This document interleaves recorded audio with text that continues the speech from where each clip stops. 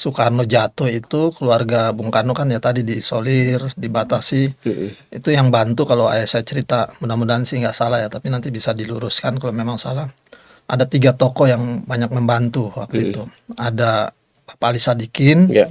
kemudian ada Haji Mas Agung tuh yang punya toko buku Gunung Agung, yang punya Di Jakarta Pitang ya? Theater juga ya, sama Pak Tongju.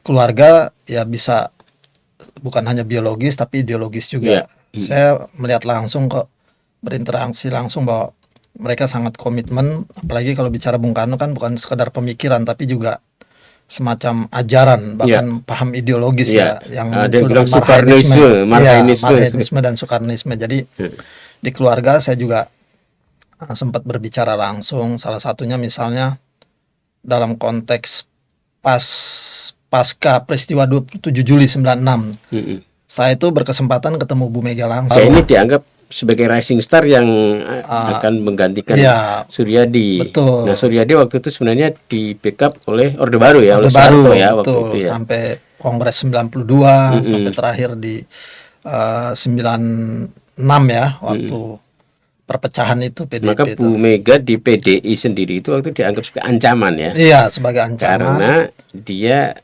anak Soekarno langsung, Iya, betul. potensi memimpin PDI yang tidak bisa dikontrol oleh rezim. Rezim. Assalamualaikum warahmatullahi wabarakatuh. Ketemu lagi dengan saya Kozin Amula di podcast Pejuang, podcastnya para pejuang. Nah, ini bulan Juni, jadi ini adalah bulannya para pejuang, karena bulan ini adalah bulan lahirnya Pancasila, bulan lahirnya Bung Karno, dan wafatnya juga ya. Bulan lahirnya Soeharto juga, Iya. bulan lahirnya Jokowi, Iya, termasuk saya Bang, lahirnya di bulan Juni. sama kita Bang, lahir bulan Juni. Sama juga ya. Sama. Nah teman-teman semua, kita kedatangan sosok yang kebetulan terlahir, tumbuh dan dekat sekali dengan keluarga Bung Karno dan tumbuh dalam ekosistemnya Bung Karno ya, yang tentu banyak tahu, namanya Bang Yusuf Blegur. Assalamualaikum Bang? Mas Kodin, alhamdulillah baik. Wabarakatuh. Abang Yusuf ini memang tumbuh dalam lingkungannya keluarga Bung Karno. Lalu kemudian belajar, kuliah, ikut GMNI. Iya, Gerakan Mahasiswa Nasionalis Indonesia, bahkan sempat jadi presidium ya. Iya, pernah jadi tahun berapa Bang? Periode 1999 sampai 2002. Dan ketua Senat ya? Ya, ketua Senat Universitas 17 Agustus 45 Jakarta, UNTAK. Itu tahun itu tahun 96-97. Oh, pas reformasi, yang jelang reformasi ya. Aktif di FKSMJ juga. FKSM Forum Komunikasi Senat Mahasiswa Jakarta periode 94 sampai 2000 lah. 2000. Oke. Nah, Bang Yusuf, kita mau ngobrolin tentang bulan Juni, tentang Pancasila, tentang gagasan-gagasannya Bung Karno tentunya. Nah, sebagai background dulu Bang Yusuf, mungkin Bang Yusuf ini memang tumbuh dalam ekosistem keluarganya Bung Karno. Iya, betul. Jadi ini berangkat dari keluarga, yakni ayah saya. Beliau namanya Ismail Blegur, tapi karena waktu itu nyebut Blegurnya sulit, dia dikenal dengan panggilan Rudi, Pak Rudi. Dan ini panggilan ini dari keluarga Pak Guntur, Guntur Soekarno Putra. Awalnya kebanyakan masyarakat umum, ayah saya melamar kerja, nggak tahu pada saat itu perusahaan direkturnya Pak Guntur. Nah, karena situasi pasca Gestapo ya, atau Gestok itu sekitar tahun 69 ayah saya kerja, itu kan tekanan terhadap keluarga Bung Karno sangat kuat ya, represif lah, dibatasi ekonomi, politiknya, isolasi ya. Iya. Nah, sampai akhirnya banyak sekali usaha yang dilakukan oleh keluarga Bung Karno, khususnya Pak Guntur, itu tidak bisa survive, tidak berkembang. Nah, termasuk salah satu perusahaannya itu PT Gedung Tunas ya. Nah, itu salah satu direkturnya Pak Guntur, dan ayah saya melamar kerja pada saat itu nggak tahu kalau direkturnya Pak Guntur. Sampai akhirnya perusahaan itu nggak berkembang sampai bangkrut. semua keluar ya ayah saya dipertahankan. Sampai ayah saya tanya, Pak, panggilannya kan Mas Tok dulu ya, Pak Guntur dipanggil Pak Tok atau Mas Tok. Pak Tok, ini saya mau kerja apa lagi, kan perusahaan sudah bangkrut. Kata Pak Guntur, ya udah kamu ikut bantu-bantu keluarga. Nah, dari situlah mulai hubungan yang lebih dekat, lebih akrab. Ayah saya itu banyak mengurusi keperluan-keperluan Pak Guntur awalnya. Misalnya seperti ngurus visa atau apa namanya, tiket segala macam, keperluan kalau Pak Guntur mau keluar kota atau keluar negeri. Nah, dari situ kedekatan itu dilihat oleh keluarga Bung Karno yang lain. Ya, seperti Bu Mega, Bu Rahma, Mas Guru, Bu Sukma. Akhirnya dipercayalah ya saya juga ikut membantu urusan keluarga yang lain. Termasuk misalnya dengan Ibu Mega. Ibu Mega itu dulu sama Ibu Rini Suwandi ya, mantan menteri, itu pernah buka toko bunga di daerah Cikini. Nah, itu ayah saya itu selalu diminta kalau bunga yang dipesan oleh pejabat itu, Bu Mega, kata ayah saya ini, nggak pernah mau pakai kurir, maunya pejabat tertentu itu ayah saya yang ngantar langsung, yang bawa. Nah, jadi seperti itu. Terus di acaranya Mas Guru ya, Guru Soekarno Putra itu kan dulu tahun era 80-an lah, bahkan sampai mulai dari 70-an ada Guru Gipsi, ada Suara Mardika. Itu hampir setiap pagelaran tuh ayah saya yang mengurus perizinannya. Bolak-balik di Mabes, di Polda, dan segala macam lah di aparatur keamanan. Jadi ayah saya yang banyak dipercaya.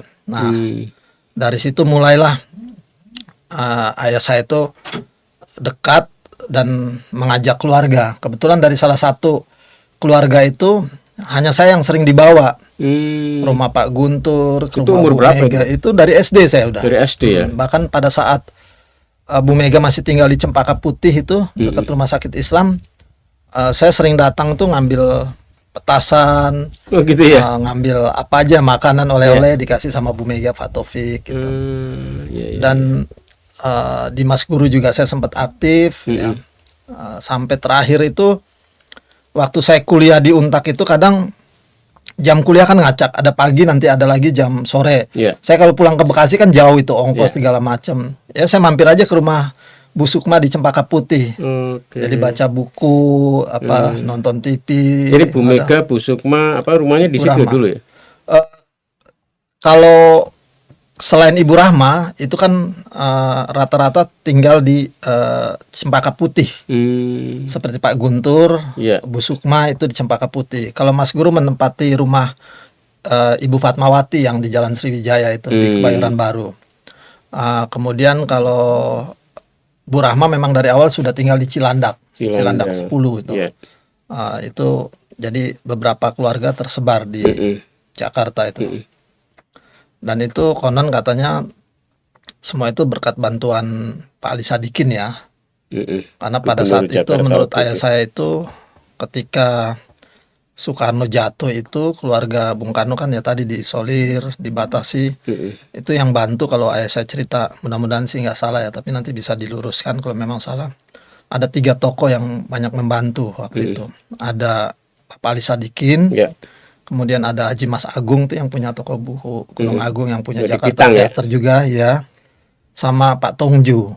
Pak Tongju ini salah satu pengusaha, boleh dibilang Taipan lah, konglomerat pada zaman itu, dari Singapura ya.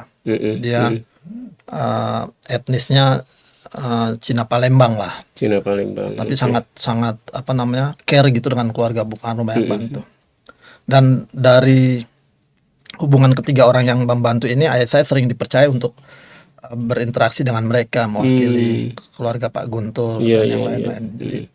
Jadi itu latar belakangnya. Saya itu termasuk yang sejak kecil sering diajak, bukan kakak saya atau adik-adik, tapi saya nggak tahu kenapa saya yang sering diajak. Jadi relatif lebih mengenal sejak lama gitu ya.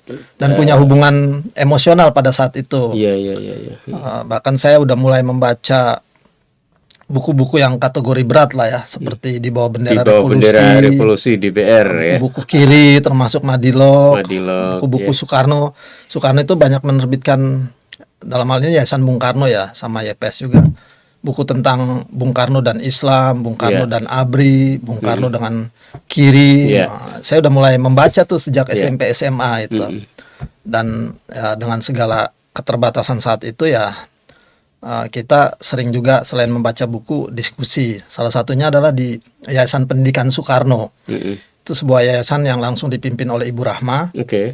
Dan beberapa orang-orang yang aktif di sana itu, salah satunya adalah guru politik juga, namanya Pak Bagin. Dia mantan sekjen Lembaga Kebudayaan Nasional. Pada zaman Orde Lama itu kan ada dua. Ada Lekra yang underbownya komunis PKI, ada LKN dari kelompok nasionalis. Nah, di YPS ini ada diskusi Senenan, namanya Majelis Senenan. Itu diskusi tentang ideologi, perbandingan ideologi dunia, tentang politik kontemporer, tentang sejarah gitu. Nah, dari situlah saya punya kedekatan. Banyak sekali peristiwa-peristiwa yang pribadi saya juga dekat dengan keluarga Bung Karno, apalagi semenjak tumbuh menjadi mahasiswa, jadi aktivis. Salah satunya pernah saya ceritakan juga ke Mas Kozin. Jadi waktu itu saya dapat beasiswa dari kampus Untak di bawah kepemimpinan Pak Rektor Sri Sumantri Martosuwiknyo, Profesor Hukum, ahli tata negara, anggota Komnas HAM juga waktu itu. Tapi karena konflik dengan yayasan, namanya aktivis, kita sering berseteru, dicabut beasiswanya. Kemudian ketemu dengan Ibu Mega dan Pak Taufik. Akhirnya waktu itu saya mau skripsi, sibuk di 98 reformasi, nggak kelar-kelar. Akhirnya diselesaikan lah kekurangan-kekurangan biaya itu, termasuk yang harusnya beasiswa kan harusnya sudah nggak boleh diminta, ini ditagih lagi sama kampus. Intinya menjegal saya lah, jangan sampai lulus, tapi dibayarin sama Pak Taufik dan Pak Taufik Mas Bu Mega ya. Jadi, dan itu bukan saya aja ya, tapi adik-adik juga ditanya kebutuhannya apa. Waktu itu ada beberapa adik-adik yang kuliah, salah adik kandung. Termasuk yang di Universitas Bung Karno dan di Sekolah Tinggi Ekonomi Indonesia yang di Romangun tuh, Romangun. Itu jadi, semua dibayarin sampai wisuda itu. Jadi keluarga Bung Karno, anak-anaknya itu care sekali ya dengan keluarga Bang Yusuf ya. Iya, betul. Karena ada berapa bersaudara itu, Bang? Abang. Saya 6 bersaudara. Saya nomor 2. Jadi memang sejak kecil itu kita memang dekat. Bahkan ada salah satu tradisi lah, semacam kebiasaan dulu itu 80-an sampai 90-an itu kalau halal bihalal hari pertama lebaran itu semua di rumahnya Pak Guntur. Jadi keluarga kumpul, kecuali Bu Rahma ya, karena memang sudah berselisih paham lah dengan Bu Mega. Hanya Bu Rahma. Kalaupun Bu Rahma hadir itu mungkin pas Bu Mega sudah nggak ada atau jadi memang sejak awal sudah berselisih. Iya, sudah yang saya tahu ya, karena waktu. Kenapa itu Bang berselisihnya? Ya, mungkin karena pandangan-pandangan ideologis terhadap ayahnya ya, yang ideolog juga tokoh bangsa dengan kebijakan-kebijakan keduanya gitu dalam politik. Padahal satu bapak satu ibu ya? Iya, satu, namanya politik, ideologi kan sudut pandangnya berbeda. Tapi kalau bahkan di dalam politik itu beda partai ya? Iya, beda partai. Mereka kan ya Bu Rahma di PDI terus menjadi PDIP, kalau Bu Mega ya, PDI dan PDI. Kalau Bu Rahma sempat bikin pelopor, partai pelopor. Nah, disitulah kedekatan tuh pada saat halal bihalal biasanya hari pertama itu kumpul, dan itu orang terbatas saja, hanya kolega, relasi dekat, nggak semua yang bisa datang. Nah, itu saya dan keluarga bapak ibu itu datang tiap hari pertama. Itu di situ hari pertama. Biasanya habis sholat Id ya? Iya, habis sholat Id, mulai dari jam 9 jam 10 lah kita sudah datang sampai siang. Dan itu sering kita berfoto. Di rumah Pak Guntur berarti karena paling tua? Tua, anak tertua. Jadi semua kan yang muda datang. Nah, disitulah kita merasa bahwa, terutama ayah saya, mungkin merasa orang kecil, orang bukan siapa-siapa, bukan keturunan orang hebat, bukan dari kalangan pejabat, tapi diperlakukan istimewa oleh Pak Guntur, keluarga Bung Karno, itu berkesan lah gitu. Kalau ayah aslinya mana sih? Ayah saya itu aslinya Alor, NTT. Alor, NTT ya. Salah satu kepulauan di NTT. Sekarang sudah jadi kabupaten Alor. Gitu. Kalau ibu saya Betawi. Oh, ibu jadi ini Jakarta. NTT Betawi. Jadi waktu itu memang benar-benar merantau dari Alor ya. Iya. Dan bahkan usia SMP katanya ayah saya itu udah sempat main bola juga, sempat bergabung dengan, kalau nggak salah, Persija ya, Persija Pusat tuh dulu ayah saya. Jadi pada saat itu pengabdian ayah saya itu memang luar biasa ya, karena kebanggaan, kehormatan bisa melayani lah dalam tanda kutip membantu keluarga Bung Karno, sehingga ayah saya itu tidak berpikir hal-hal yang lain, mencari keuntungan, manfaat atau materi, hidup sederhana apa adanya gitu ya, sampai tidak punya rumah. Sampai akhirnya Pak Guntur berpikir juga, bicara dengan Pak Tongju, salah satu yang membantu lah ya, orang-orang besar gitu ya dunia usaha. Disuruhlah ayah saya dan keluarganya menempati gudang itu, pabrik. Ya, dengan membangun bekas kantor keamanan, security, kita tambahin dapur segala macam, ada sumur segala, jadilah rumah itu. Ya cukup sederhana tapi sudah membantu ya, dari tahun 79 sampai tahun 91 lah. Dan sebelumnya juga sudah mengabdi dengan Pak Guntur, keluarga Bung Karno tidak punya rumah juga, masih ngontrak ya waktu itu. Jadi pindah di sana. Ya alhamdulillah begitu tahun 90 ya, itu ada kebijakan dari Pak Tongju itu untuk menjual aset itu. Nah setelah jual itu, dulu melalui salah satu direktur juga di perusahaan itu, Pak Nelson Tobing. Dia kalau nggak salah itu salah satu tentara di Cakrabirawa, pengawal Bung Karno juga. Pernah diajak Bung Karno ke Amerika ya waktu itu ya, waktu bertemu dengan Kennedy itu ya, Pak Nelson Tobing ini. Ya dikasih lah itu, kalau sekarang tuh istilah kerohiman lah ya, kebijaksanaan untuk ayah saya, karena keluar dari situ sudah dijual ke orang, ya barulah membeli rumah di situ, bisa membeli rumah di mana tuh? Di Bekasi, yang sampai sekarang, jadi sudah hampir 36 tahun ya, hasil dari perjuangan ayah saya lah ya, ikut dengan keluarga Bung Karno bekerja, mengabdi segala macam gitu. Nah Bang, ini kan ya Bung Karno ini terkenal dengan ajaran-ajaran atau pemikiran-pemikiran tentang nasionalisme ya, kemudian tentang keindonesiaan gitu-gitu ya. Nah bagaimana keluarga, kan Bung Karno udah meninggal, kemudian keluarga ini meneruskan pemikiran-pemikiran itu, tradisi-tradisi ini menurut Bang Yusuf ya, yang berinteraksi dengan anak-anaknya itu. Iya, betul. Jadi kalau bicara soal Bung Karno ya, terlepas dari pro dan kontra, terlepas dari catatan hitam putih yang ditorekannya itu, sebetulnya Bung Karno ini dalam konteks sebagai seorang pejuang ya, ideolog dan juga proklamator serta pahlawan nasional, ini memang bukan hanya sekedar bicara milik keluarga. Ya, tapi dia juga menjadi salah satu tokoh yang diidolakan oleh rakyat, oleh seluruh bangsa Indonesia. Jadi mungkin dalam konteks keluarga ya bisa bukan hanya biologis tapi ideologis juga. Saya melihat langsung kok, berinteraksi langsung bahwa mereka sangat komitmen, apalagi kalau bicara Bung Karno kan bukan sekedar pemikiran tapi juga semacam ajaran, bahkan paham ideologis ya, yang muncul dengan Marxisme dan Soekarnisme. Jadi di keluarga saya juga sempat berbicara langsung, salah satunya misalnya dalam konteks pasca peristiwa 27 Juli 96. Saya itu berkesempatan ketemu Bu Mega langsung di rumahnya, bicara, beliau mengingatkan saya hati-hati. Beliau juga tahu saya aktivis, sering demo saat itu. Nah, jadi ada pemikiran-pemikiran strategis juga dari Bu Mega. Begitu juga Pak To yang terkenal sangat ideologis ya. Apalagi dulu kan muda, sebetulnya salah satu terah Bung Karno yang diharapkan tampil menjadi pemimpin, jadi tokoh politik. Tapi waktu itu kan tekanannya luar biasa ya. Baik dari aspek keamanan, aspek hukum, aspek politis. Jadi beliau akhirnya dengan jiwa besar itu tidak memaksakan diri untuk terjun politik dengan banyak pertimbangan itu. Nah selebihnya mungkin Bu Rahma lah ya, yang waktu itu belum memilih jalur.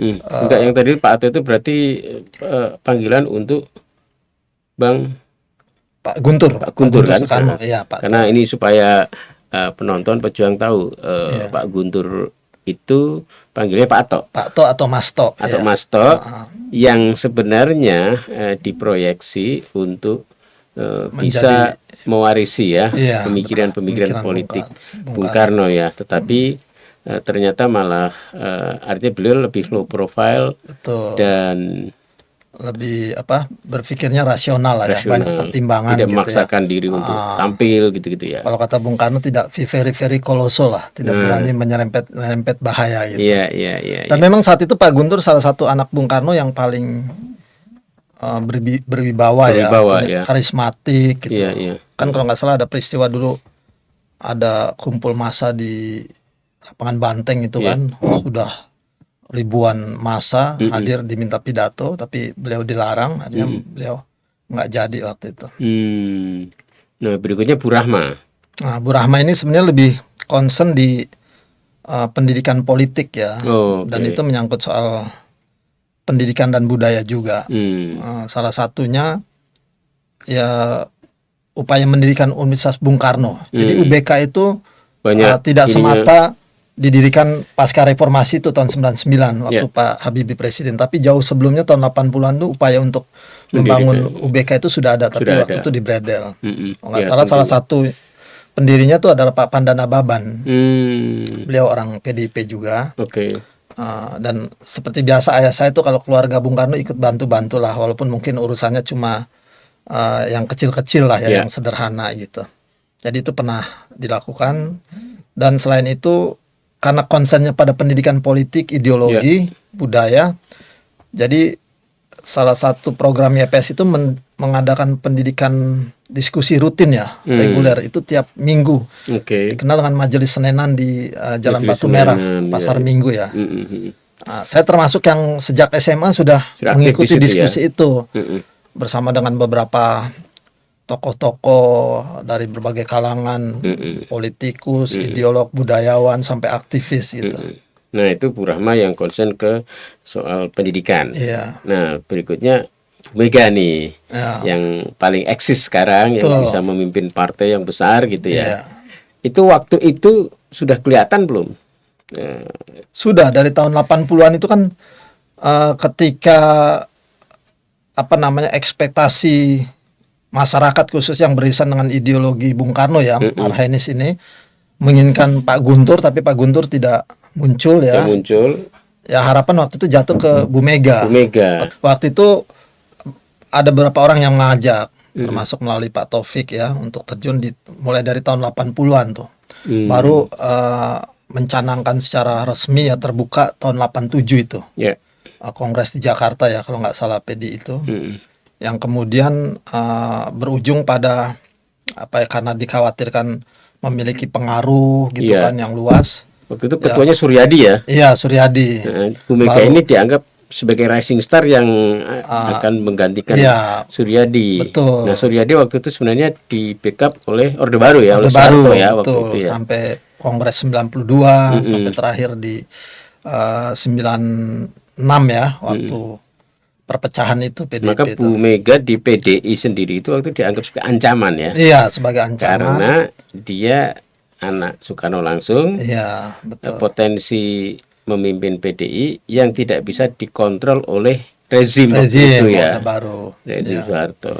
Ya, Bu Mega selain beliau membawa pemikiran-pemikiran Soekarnois ya, ideologis itu, beliau juga ya lumayan mendapatkan sambutan yang luas, mungkin karena harapan ya, ekspektasi masyarakat terhadap kerinduan kepada Bung Karno ya. Bung Karno itu juga makanya menguat beliau, dan itu dianggap sebagai satu ancaman lah, mengganggu kepentingan Orde Baru, di mana waktu itu kan partai dikuasai kan oleh rezim kan gitu. Sehingga ada peristiwa 27 Juli 1996 ya. 96 ya, itu peristiwa hasil dari Kongres Medan ya, kemudian rezim mendorong perpecahan dualisme ya, dengan mengesahkan kepemimpinan Suryadi, padahal saat itu yang resmi yang sah itu adalah Ibu Mega. Yang terpilih Bu Mega sebenarnya ya, betul. Di Kongres Medan ya.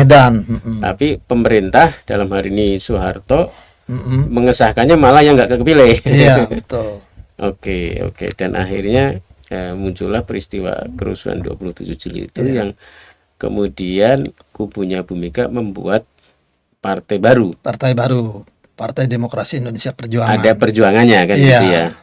Makanya nih teman-teman para pejuang semua, bagi yang nggak tahu sejarah ini, kadang menyebut PDI Perjuangan dengan PDI saja, padahal beda. Iya, betul. Ya kan. Jadi kalau menyebut PDI Perjuangan ya harus lengkap PDI Perjuangan, jangan PDI gitu ya.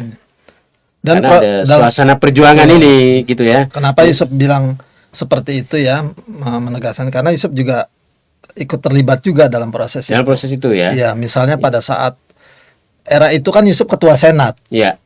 Ya, sebagai ketua Senat kan mengambil peran-peran kritis lah terhadap pemerintah. Aksi, diskusi. Nah, salah satunya pada saat 27 Juli itu kan sebelumnya menggelar mimbar bebas protes terhadap rezim ya, terhadap upaya memecah belah, intervensi atau mengkooptasi partai politik. Nah, itu saya sedikit mungkin, ini kalau bicara representasi lembaga formal kampus ya, lembaga Senat, dulu kan belum ada BEM. Saya tuh waktu itu sebagai ketua Senat orasi terus tuh, hampir tiap hari itu. Hampir tiap hari mendukung Ibu Mega, mendukung PDI versi Ibu Mega lah ya, dan mengecam Pak Harto gitu. Tapi waktu itu Abang bukan anggota partai? Bukan. Kita lebih kepada moral force ya, panggilan. Jadi waktu itu Bu Mega sebagai figur oposisi ya? Iya, betul. Figur dia sudah punya partai belum waktu itu ya? Sudah waktu PDI, itu, sebetulnya pada saat itu sudah menjabat ketua partai hasil kongres yang di Jakarta itu. Medan PDI. itu yang justru memecah belah. Beliau sudah bikin partai lagi, yang partai PDI Perjuangan itu setelah 27 Juli, tepatnya di 99. Tapi waktu itu dukungan kepada Bu Mega tidak hanya dari internal partai PDI Perjuangan ya. Iya, luas. Tapi dari aktivis. Apa yang membuat waktu itu kayak Abang sebagai aktivis itu malah memberikan dukungan dan orasi untuk Bu Mega? Ya, ini sebenarnya sama dengan kita bicara 98 yang dianggap pro kontra reformasi ya. Kita dianggap gagal, kita dianggap tidak berhasil. Sama pada saat itu dengan peristiwa 27 Juli atau konflik perpecahan di PDIP. Kita hanya melihat panggilan moral aja, moral hazard kita sebagai insan akademik ya, mewakili kampus itu. Tidak suka melihat ketidakadilan, kezoliman, yang dilakukan tidak suka oleh rezim waktu itu. Kekuasaan yang menghalalkan segala cara gitu kan. Apalagi waktu itu kan kita bicara demokratisasi HAM. Bayangkan saja waktu itu, ini kan pilihan rakyat. Bu Mega menjadi ketua PDIP itu kan bukan karena kemauannya dia atau segelintir orang, tapi melalui mekanisme formal ya, ADART partai. Sebagai seorang pimpinan partai waktu itu, Bu Mega mungkin partainya belum sebesar sekarang ya. Belum waktu itu ya. Karena kan ini kan ibaratnya karena represi lalu nyempal bikin sendiri kan gitu ya. Betul, dapat tetapi figur Bu Meganya itu menjadi simbol perlawanan ya, terhadap kekuatan rezim, simbol perjuangan. Gitu ya. Nah, seperti podcast ini, podcast pejuang. Jadi memang cocok nih kalau manggil Bang Yusuf Lukur ini. Jadi perjuangan, pejuang begitu ya, melawan ketidakadilan kan. Betul. Begitu ya Bang. Sewenang-wenangan penguasa. Singkat cerita kemudian rezim berganti, ya kan 98 turun ya. Turun, Soeharto jatuh, lalu PDI Perjuangan dapatlah momentumnya menjadi sebuah partai yang besar seperti. Dan itu momentumnya dari Kongres PDIP itu di tahun setelah 98 tahun 99. Disitulah dideklar PDIP Perjuangan dengan logo baru moncong putih itu. Yusuf hadir juga waktu itu walaupun bukan anggota partai ya. Tapi kenapa Abang nggak masuk ke partai aja? Ya karena memang dari dulu Yusuf itu sudah berkomitmen untuk tidak masuk dalam sistem ya, inner circle. Karena memang menyadari kalau kita berada di dalam, siapapun pemimpinnya, rezimnya, maka kita tidak akan leluasa menyuarakan orang-orang kecil. Karena kan Lord Acton ya dulu belajar juga baca buku bahwa power tend to corrupt, absolutely ya. Ya, jadi ya kita memang mengambil sikap seperti itu supaya ada yang bisa lebih bebas, lebih leluasa gitu untuk menyuarakan. Walaupun secara ideologi itu sebenarnya ya Abang kan nasionalis banget, marhen banget kan gitu ya. Betul, kalau tetapi tidak harus di dalam partai kan. Tidak harus dalam struktur ya, pendekatannya kan bisa melalui kultur. Sampai sekarang. Sampai sekarang tuh belum pernah tercatat sebagai pengurus. Apalagi pada saat itu kan dekat sekali dengan Bu Mega ya. Kalau cuma mau menjadi pengurus DPP mungkin bisa. Tapi pernah satu peristiwa di tahun 2007 ya. Itu saya diminta sama Pak Taufik untuk masuk di Bapilu. Pusat ya, DPP, Bapilu DPP PD Perjuangan. Waktu itu bidang politik dan penggalangan massa. Ketua bidangnya itu waktu itu Pak Cahyo Kumolo. Sebelum beliau jadi menteri ya. Kemudian sekretarisnya Pak Hasto Kristianto. Pak Sekjen sekarang. Dan anggotanya tuh beberapa termasuk Bitor ya. Bitor, terus ada Edi Sitorus nih.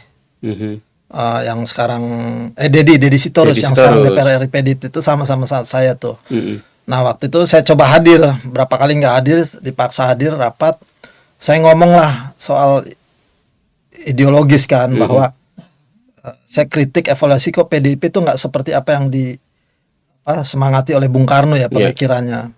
Habis itu selesai rapat di suasana saya ditegur katanya. Lain kali jangan ngomong-ngomong begitu, banyak orang nggak senang. Habis itu saya keluar, nggak masuk lagi ya. Di situ saya merasa bahwa nggak ada kebebasan dan partai cuma jadi apa ya istilahnya pragmatis lah, hanya kepentingan sesaat gitu. Nah itu. Nah, tanpa di partai, bagaimana Bang Yusuf ini merawat ajaran-ajaran Bung Karno itu? Bagaimana mempraktikannya ajaran-ajaran Marxisme itu? Iya. Jadi pertama pasca student ya, setelah reformasi, habis semanggi itu saya langsung, walaupun sebenarnya 96-97 saya udah ikut terlibat advokasi pendampingan masyarakat marginal. Salah satu itu melalui Forum Perjuangan Rakyat, kita dulu berusaha membantu pendampingan masyarakat Kedoya. Penggusuran dari perusahaan besar itu, terus masyarakat Ancol Timur di Jakarta Utara. Jadi sudah aktif melakukan pendampingan advokasi. Tapi setelah itu di tahun 2000-an saya mulai masuk sebagai pekerja sosial masyarakat, PSM. Jadi organisasi sosial di bawah Kementerian Sosial. Bersama PKH, Tagana, TKSK. Aktif ya sampai sekarang. Selain menerjemahkan ideologi sebagai sarana untuk membantu kehidupan masyarakat marginal ya. Waktu itu kan menangani masalah penyandang masalah kesejahteraan sosial PMKS.